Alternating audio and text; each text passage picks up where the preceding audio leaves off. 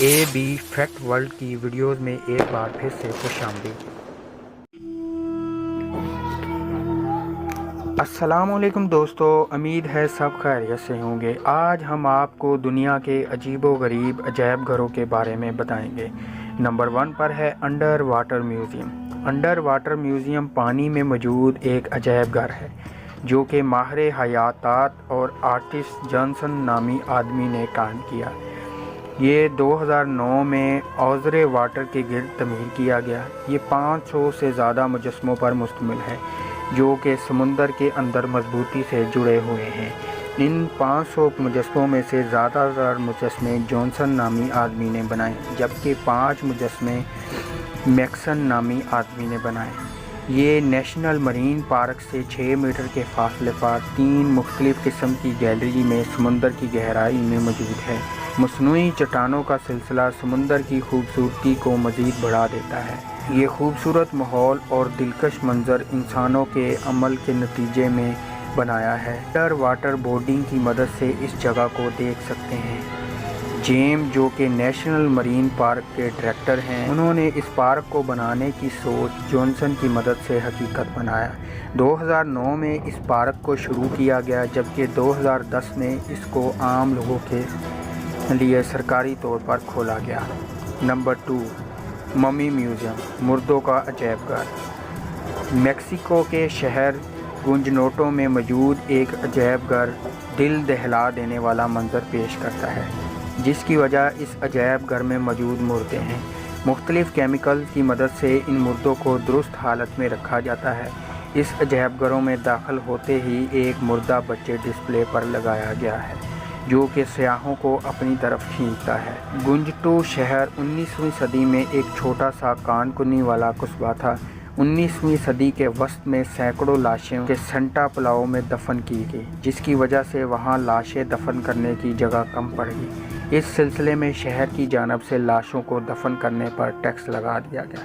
جو خاندان اس ٹیکس کو بھر نہیں پاتے تھے، اس خاندان کے لوگوں کی لاشوں کو مختلف کیمیکل کے ذریعے قدرتی طور پر ممی فیڈ کر دیا جاتا تھا۔ یہاں کے قدرتی موسم کی وجہ سے یہ لاشیں محفوظ رہی۔ اب ان لاشوں کو عجائب گھر کی نمائش کے لیے رکھ دیا گیا ہے۔ کچھ سیاح مردوں کو تفریح کے لیے اس طرح عجائب گھر میں دیکھنا پسند نہیں کرتے، جبکہ بہت سے لوگ تجسس کی وجہ سے یہاں آتے ہیں۔ آپ کو اس بات سے آگاہ کیا جاتا ہے کہ یہ عجائب گھر خاندانوں والوں کے لیے تفریح کے لیے ایک اچھی جگہ بالکل بھی نہیں، کیونکہ کچھ مردے ننگی حالت میں یہاں موجود ہیں۔ اس عجائب گھروں میں داخل ہونے کے لیے آپ کو $50 پیسے ادا کرنے ہوں گے، جو کہ تقریباً $2.61 بنتے ہیں۔ یہ روزانہ صبح 9 بجے سے لے کر شام 6 بجے تک کھلا رہتا ہے۔ نمبر 3 میوزیم آف ٹوائلٹ، غسل خانوں کا عجائب گھر۔ نئی دہلی، بھارت کے سوابی انٹرنیشنل میوزیم میں بہت قدیمی غسل خانے موجود ہیں، جن میں سے 2500 اب تک کے غسل خانوں کی تاریخ موجود ہے۔ اس کے علاوہ ایک رومن سلطنت کا استعمال کردہ سونے کے پانی چڑھا غسل خانہ بھی موجود ہے۔ ٹائم میگزین کے مطابق یہ عجائب گھروں میں سے ایک عجائب گھر ہے۔ اس نمائش میں 3 کیٹاگریز، جن میں سے قدیمی غسل خانے، قرون وسطی 5 سے 15ویں صدی کے درمیان کے غسل خانے اور جدید غسل خانے موجود ہیں، یعنی یہاں ہر قسم کے ادوار کے غسل خانے موجود ہیں۔ اس کے علاوہ نمائش میں غسل خانوں سے متعلق نئی ٹیکنالوجی، سماجی عادات اور ان کے استعمال سے متعلق شاعری بھی موجود ہے۔ یہ عجائب گھر 1992 میں قائم کیا گیا تھا۔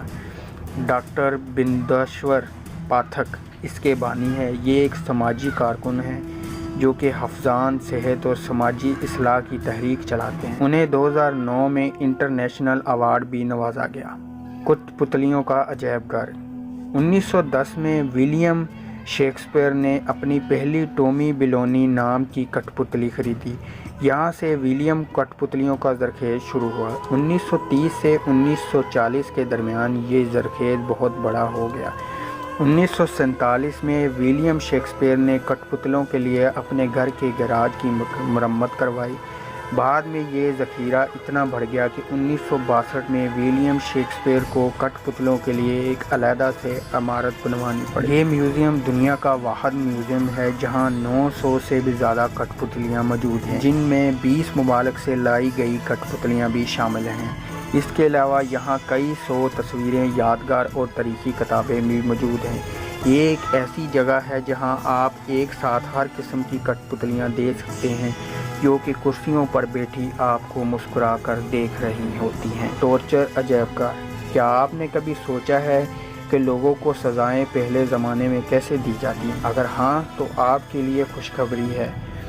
ایمسٹرڈیم میں ایک ایسا عجیب گھر موجود ہے جہاں تشدد اور سزا دینے والے آلات اور ان سے متعلق بہت سی معلومات موجود ہیں۔ یہ ایمسٹرڈیم میں پھول بازار کے قریب واقع ہے۔ ذرا یہ تصور کریں کہ پرانے وقت میں لوگوں کو سزا کے طور پر کیسے اذیت دی جاتی تھی۔ یہاں بہت سے آلات ہیں جو کہ سزا دینے کے لیے استعمال ہوتے ہیں، جن میں سے گردن زن ہے، یعنی کہ انگوٹھا موڑنے والا آلہ، کھوپڑی توڑنے والا آلہ اور لوہے کا تابوت جیسے 40 سے بھی زیادہ تشدد پہنچانے والے آلات ہیں۔ یہ تمام آلات بے دردی سے مجرموں کو تڑپا تڑپا کر مارتے تھے۔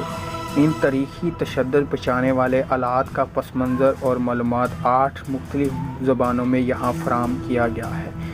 یہ ایک معلوماتی عجائب گھر ہے جو کہ یورپ میں قرون وسطی کے دوران ہونے والے مظالم اور ان لوگوں کو سزا دینے کے لیے استعمال ہونے والے آلات اور اس دور کی معلومات فراہم کرتا ہے جس دور میں لوگوں کی گردن اڑا دینے والے جلاد کا کام باعزت پیشہ سمجھا جاتا تھا۔